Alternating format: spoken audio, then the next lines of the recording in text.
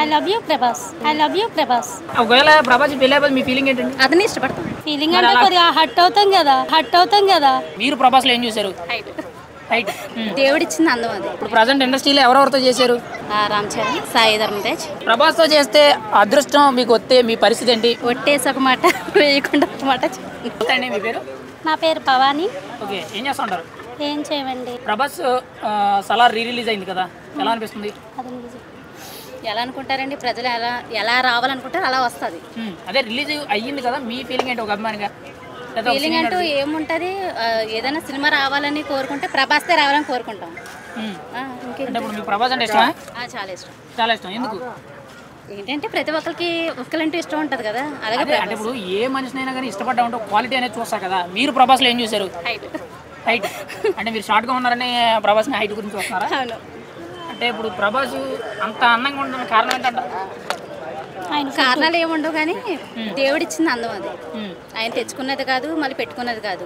Okay, మరి అంత అందగాడి పెళ్ళి ఎప్పుడు అంటారు? ఏమో దేవుడు రాసినప్పుడే. ఇప్పుడు నాకు డౌట్ అండి, మీకులాంటి అమ్మాయిలందరూ కూడా ప్రభాస్ని ఇష్టపడుతున్నారు, లేదంటే మహేష్ బాబుని ఇష్టపడుతున్నారు. మహేష్ బాబుకి ఆల్రెడీ పెళ్ళి అయిపోయింది, గొడవలేదు. కానీ ప్రభాస్ పెళ్ళి అవ్వలేదండి. ఇప్పుడు ఆయన పెళ్ళి అయిపోతే ఏం పరిస్థితి?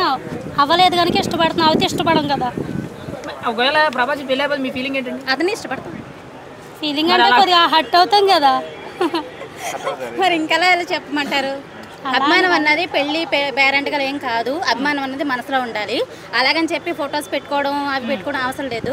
అభిమానం అన్నది మన మనసులో ఉంటేనే అభిమానం. ఇప్పుడు ప్రభాస్ అనుష్క కాంబినేషన్ ఎలా అనిపిస్తుంది? సూపర్గా ఉంటుంది. సూపర్. ఇంకొక హీరోయిన్ అయితే ఎవరినైతే మీరు ఊహించుకోగలరు? ప్రభాస్ భూమిక.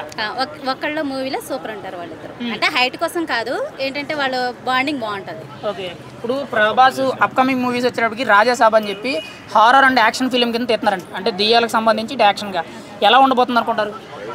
ఏమో ఇంకేం చూడాలి. ఎందుకంటే ప్రతిదీ చేశారు, అలాగని ఫ్యామిలీ లవ్ అండ్ అటాచ్మెంట్ మొత్తం ఉండాలి. కాబట్టి ఇది కూడా చూస్తాను ప్రజలంటూ ఏంటి, అతనిలో ఉన్న టాలెంట్ ఏంటని ఇంకా మనం గుర్తించాలి.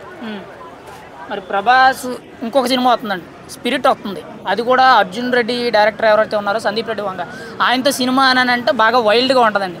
మరి ఖచ్చితంగా ప్రభాస్ ఆ సినిమా అంత వైల్డ్ చూపించగలరా? చూపిస్తారు, ఎందుకంటే ప్రతి దాంట్లో కూడా చూపించడానికి కదా ట్రై చేసేది. ఫైనల్గా ప్రభాస్ మీద మీ అభిప్రాయం ఏంటి చెప్పండి? I love you Prabhas. Propose చేయమని చెప్పలేదు. చెప్తున్నా, ఎందుకంటే ఏంటి అని అడిగారు, దానికి నేను చెప్తున్నా. ప్రభాస్ అనే వ్యక్తి మీద, తన క్యారెక్టర్ మీద, బిహేవియర్ మీద, యాక్టింగ్ మీద మీ అభిప్రాయం ఏంటి ఒక అభిమానిగా? మా అభిప్రాయం అంటే ఏముందండి, ఆడపిల్లలకి ప్రతి దాంట్లో కూడా అతను అంటే ఏది తీయకూడదు ఏది తీయాలో ప్రతిదీ తెలుసు. అలాగే అతను ఎంచుకున్న కాస్ట్యూమ్ కూడా అన్నీ బాగుంటాయి. అలాగని చెప్పి ఆడవాళ్ళకి ప్రతి ఒక్కరికి ప్రభాస్ అంటే ఇష్టం. అలాగని మహేష్ బాబుని తక్కువ అంచనా లేదు, ఆయన కూడా మాకు ఇష్టం. ఎప్పుడైనా ప్రభాస్తో యాక్ట్ చేసే అవకాశం వస్తే యాక్ట్ చేస్తారా? కంపల్సరీ, ఖచ్చితంగా. ఓకే. ఇప్పుడు ప్రజెంట్ ఇండస్ట్రీలో ఎవరెవరితో చేశారు? నేనైతే ప్రస్తుతానికి రామ్ చరణ్, అందులో ఏంటది సాయి ధరమ్ తేజ్, ఇంకా ఉన్నారు. సాయి ధరమ్ తేజ్, రామ్ చరణ్తో చేశారు. ప్రభాస్తో చేస్తే అదృష్టం మీకు వస్తే మీ పరిస్థితి ఏంటి? మీ ఎక్స్పెక్టేషన్ ఎలా ఉంటుంది?